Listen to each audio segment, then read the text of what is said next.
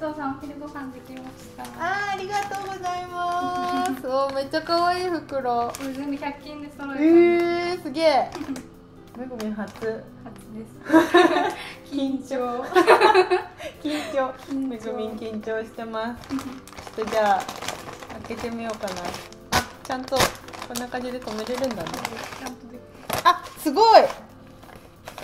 まずお味噌汁かなこれ。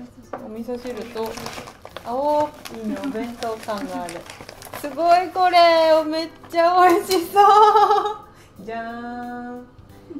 おにぎらず？おにぎらずです。いやー、私めっちゃ大好き。知ってます。これは夕食リメイクっていうのは聞いてたんだけど、何をリメイクして？そうなんです。夕食リメイクっていうテーマで、こっちの方は炒め物、韓国風の炒め物を挟んでビビンバ風みたいな感じで。おー、美味しそう。うちはその塩サバですね。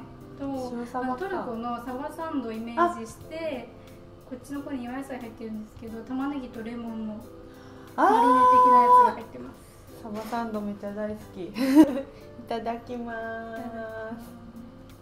どっちから行こう。ちょっとじゃあ一緒にお魚からいきます。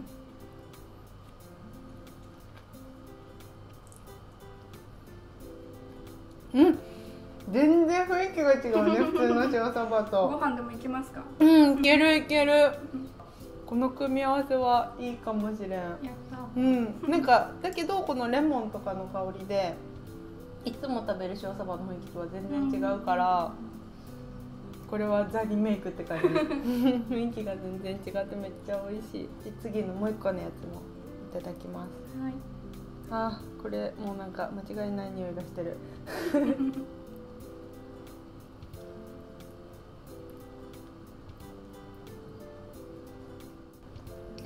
食べ応えがめっちゃあるね。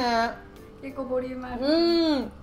なんかでもお野菜も取れるし、お肉も取れるし、卵も入ってるから、もう本当にこれ1個で十分おかずとご飯が一緒に食べれていいね。そうなんです。いや、それぞれ味の雰囲気が全然違うからすごい、おにぎらずだけど本当におかずたくさん入ってるお弁当みたいな感じですごい満足できました。ありがとうございます。よかったです。なんかおにぎらずにした理由とかありますか今回？